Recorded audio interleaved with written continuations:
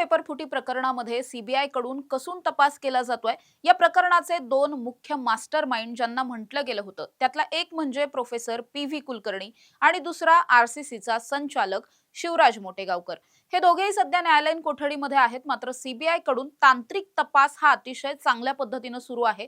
दोघांच्याही विरोधातले महत्त्वाचे पुरावे गोळा केले जातात।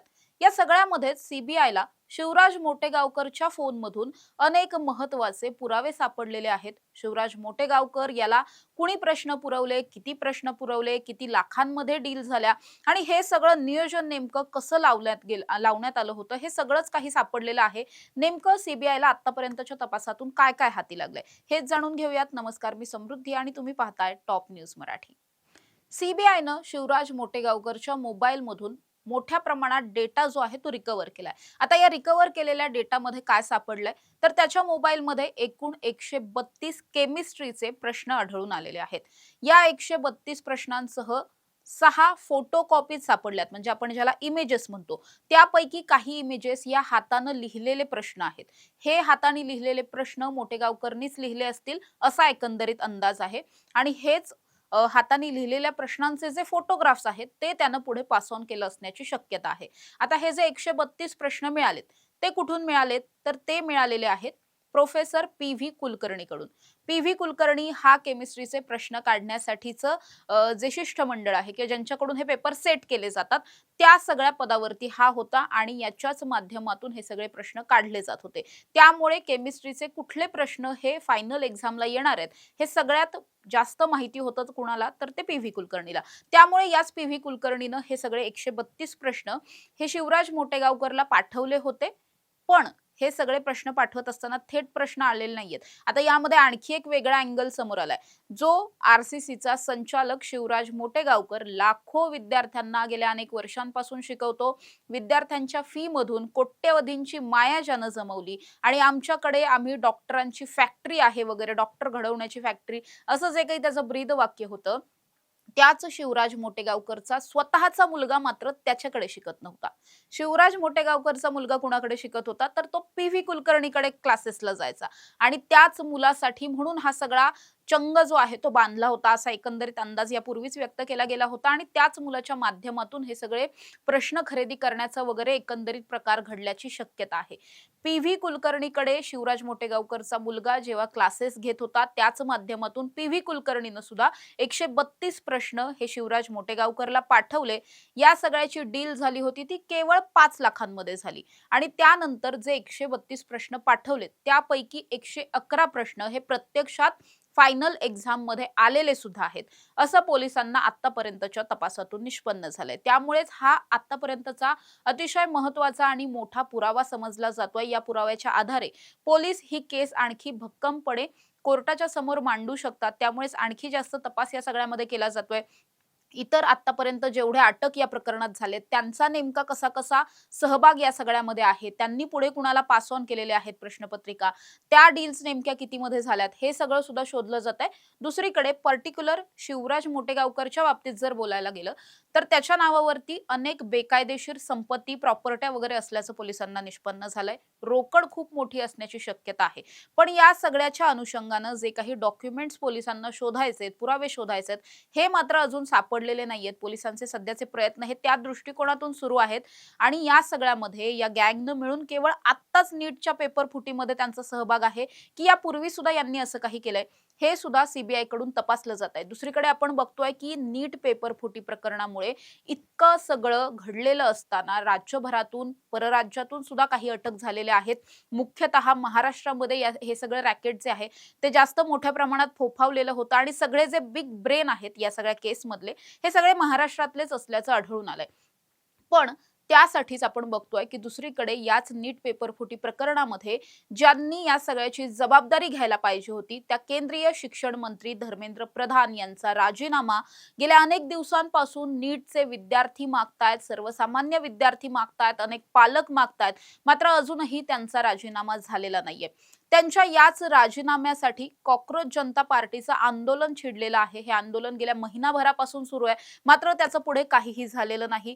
आंदोलनाचा आता कुठेतरी वेग बदलताना पाहायला मिळतोय। या आंदोलनाच्या ठिकाणीच ज्येष्ठ समाजवादी कार्यकर्ते, सामाजिक कार्यकर्ते, मानवतावादी कार्यकर्ते सोनम वांगचुक हे गेल्या 18 दिवसांपासून उपोषणाला बसलेले आहेत. मात्र या उपोषणाच्या माध्यमातून त्यांनी केवळ एक मागणी केली आहे की हे सगळं जे काही घडलं त्याची अकाउंटेबिलिटी घ्या, त्याची जबाबदारी स्वीकारा आणि तुमचा राजीनामा द्या. पण 18 दिवसांपासून सुद्धा सोनम वांगचुक हे उपोषणाला बसलेत. त्यांची प्रकृती दिवसेंदिवस खालावतीये. इतकं सगळं होत असताना सुद्धा धर्मेंद्र प्रधान हे स्वतः सुद्धा राजीनामा द्यायला तयार नाहीत आणि विशेष म्हणजे त्यांच्याच सरकारमधले वरिष्ठ नेते हे सुद्धा त्यांचा राजीनामा मागताना दिसून येत नाहीयेत. इतक्या विद्यार्थ्यांचे बळी या सगळ्यामध्ये गेले. नीट पेपर फुटी प्रकरण हे किती मोठं रॅकेट होतं, किती मोठं स्कॅम होतं हे अजूनही उघडकीस येतच आहे. अनेक गोष्टी आहेत ज्या अजूनही समोर आल्या नाहीयेत, त्या समोर येत आहेत. मात्र इतकं सगळं घडल्याच्या नंतर सुद्धा साधा एक राजीनामा सुद्धा या प्रकरणामध्ये घेतला जात नाही. कित्येक मुलांची आयुष्य उद्ध्वस्त झालीत, अनेकांचे शेवटचे अटेम्प्ट होते ते सुद्धा त्यांचे वाया गेलेले आहेत. अनेकांना ज्यांनी खूप वर्षांपासून हा सगळा अभ्यास केलेला होता त्यांना हे पेपर फुटल्यामुळे त्यांचं खूप मोठं नुकसान झालंय. अनेक विद्यार्थ्यांचं, पालकांचं मोठं नुकसान आहे. ज्यांनी अतिशय प्रामाणिक पद्धतीनं या सगळ्यामध्ये शिकवलेलं आहे अशा कोचिंग क्लासेसचं, शिक्षकांचं खूप खूप मोठं नुकसान झालंय. पण इतकं सगळं घडत असताना सुद्धा अजूनही धर्मेंद्र प्रधान यांना राजीनामा द्यावासा वाटत नाही. धर्मेंद्र प्रधान यांचा राजीनामा कुणी मागतही नाही.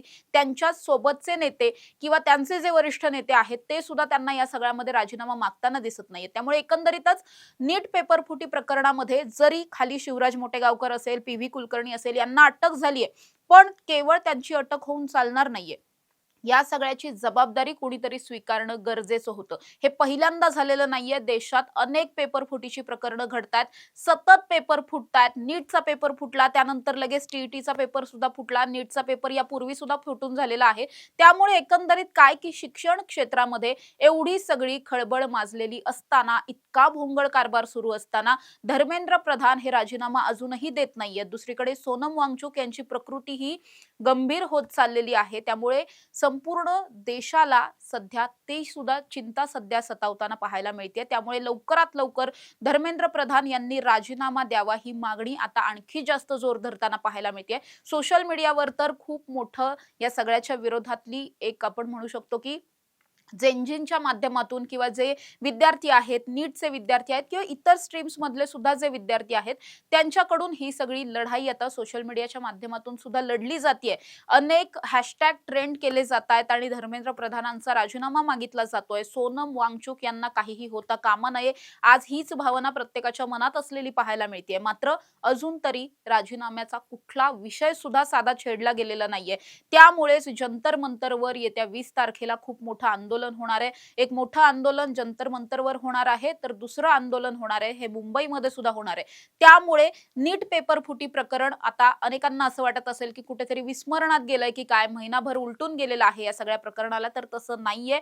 या प्रकरणावर अजूनही विद्यार्थ्यांचं लक्ष आहे, विद्यार्थ्यांच्या पालकांचं लक्ष आहे, प्रामाणिक शिक्षकांचं लक्ष आहे आणि या प्रकरणामध्ये राजीनामा दिल्याशिवाय सोनम वांगचुक यांचं उपोषण मागे घेतलं जाणार नाहीये असा इशारा सुद्धा सरकारला दिलाय. कोर्टानं सुद्धा सरकारला या सगळ्यामध्ये फटकारलेलं पाहायला मिळतंय. त्यामुळे आता खरंच या प्रकरणामध्ये जसं या खाली असलेल्या छोट्या माशांची जशी चौकशी आणि त्यांचं जसं अंडर ट्रायल ते सध्या सगळेजण आहेत आणि त्यांना कसं जेलमध्ये टाकलंय, तशाच पद्धतीनं जे या सगळ्यासाठी जबाबदार आहेत त्यांचा सुद्धा राजीनामा झालाच पाहिजे ही मागणी आता जोर धरताना पाहायला मिळते. अर्थात सरकारकडून कुठली भूमिका घेतली जाते हे पाहणं अतिशय महत्त्वाचं असेल. अशा ताज्या आणि महत्त्वाच्या बातम्यांसाठी तुम्ही पाहत राहा टॉप न्यूज मराठी. आपला महाराष्ट्र, आपली बातमी. तुमची car, electric panel, data server आगीपासून सुरक्षित आहे का? नाही? मग आजच बसवा F protect temperature activated fire suppression device. यामध्ये आहे eco friendly non toxic pressurised liquid जे आग लागल्यास क्षणार्धात ऍक्टिव्हेट होऊन आगीवरती मिळवते नियंत्रण. बसवण्यास अतिशय सोपे आणि सुटसुटीत टेकालिपचे एक दर्जेदार उत्पादन एफ प्रोटेक्ट.